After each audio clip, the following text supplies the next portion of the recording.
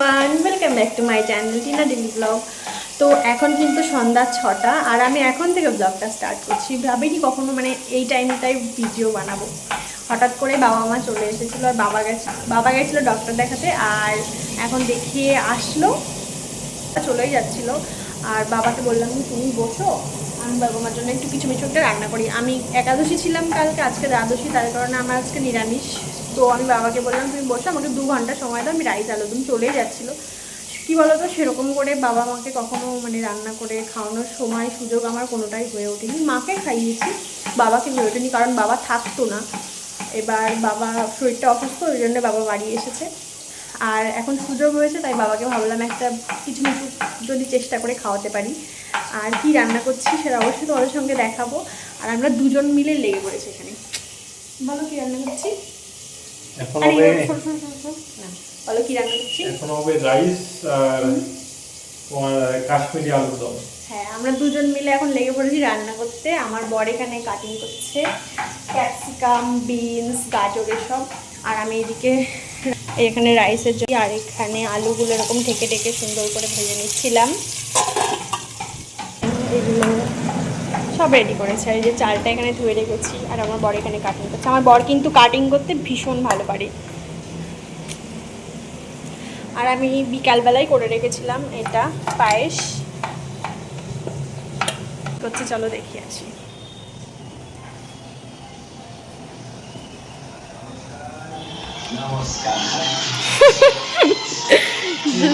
Blog বানাচ্ছি।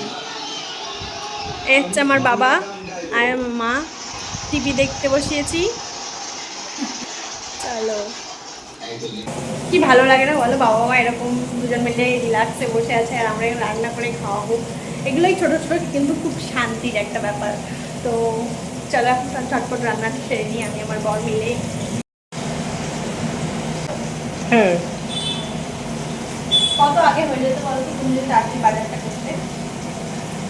বাজার তো খোলা লাগে না, আজ তো আবার তাছাড়া আজকে সোমবার, বাজার বন্ধ। পানির জলটা বেশি হয়ে গেল, জলটা কমাতে হবে। জলটা খুবই কমা, চল তাড়াতাড়ি রান্নাটা সেরে দিই। একদমটা আমার সুন্দরভাবে কষা হয়ে গেছে আর কালারটা খুব সুন্দর এসেছে। আর এখানে আমি এই যে সবজিগুলো ভেজে নিচ্ছি একে একে, আর এখানে ভাতটা উপর দিয়ে দিয়েছি।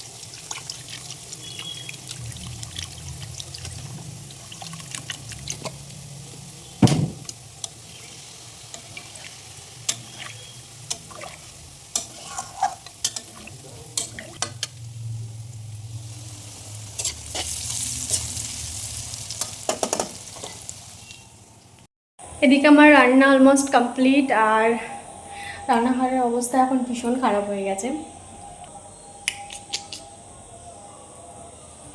প্রচণ্ড তাড়াতাড়ি রান্না করেছি, এখন গিয়ে ঠাকুর সেবা দিতে হবে। আর বাবা মা যেহেতু তাড়াতাড়ি বেরিয়ে যাবে, সেই কারণেই কিন্তু আমার তাড়াতাড়ি রান্নাটা করা। 8টার মধ্যে পুরো কমপ্লিট হয়ে গেছে। এসেছিলাম 6:30টার মধ্যে। আর এখানে কী কী রান্না করেছি চলো দেখাচ্ছি।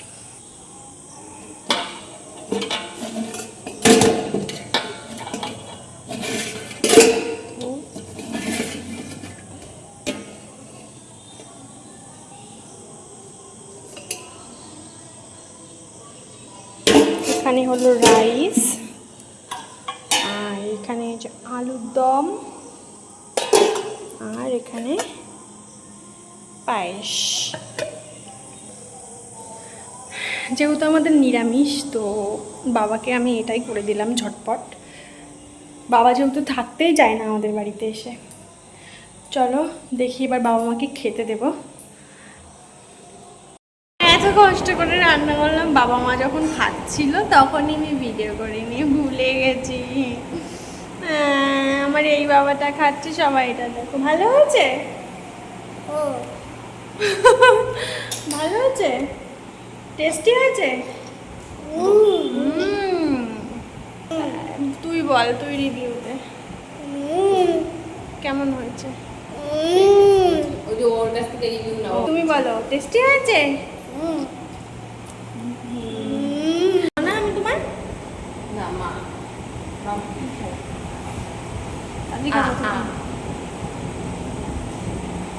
তাহলে একটা কথা বলি, আমি একই খাবার যদি আমি দিই সেটা আমার ছেলে খায় না, ভাবে যে সেটা হচ্ছে মানে মা দিচ্ছে, এটা আমার হেলদি ফুড, আমি খাবো না।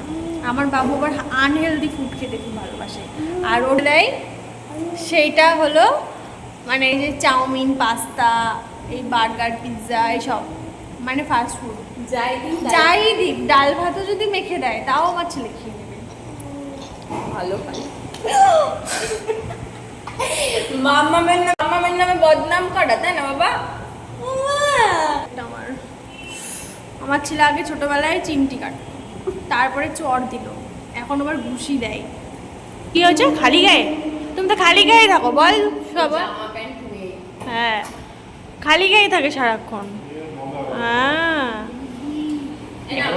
কেমন হয়েছে? টেস্টি হয়েছে? দুঃখের বিষয় কি জানো তো, বাবা মায়ের ভিডিওটাই করতে পারলাম না। আর ভিডিওর কথা সত্যিই মনে নেই ব্যাং। তো ব্লগটা মানে আমার কাছে কি মানে আমার কাছে অন্তত যে এইটা কোনো ফালতু জিনিস না, অন্তত স্মৃতি তো হয়ে থাকে যে এই সময় এই কাজটা করেছিলাম, ব্যাস আমার কাছে এইটুকুই ভালো লাগে। কিন্তু আবার লজ্জা লাগে ক্যামেরা ধরতে যাওয়ার সামনে, এটা আর একটা দুঃখ আমার।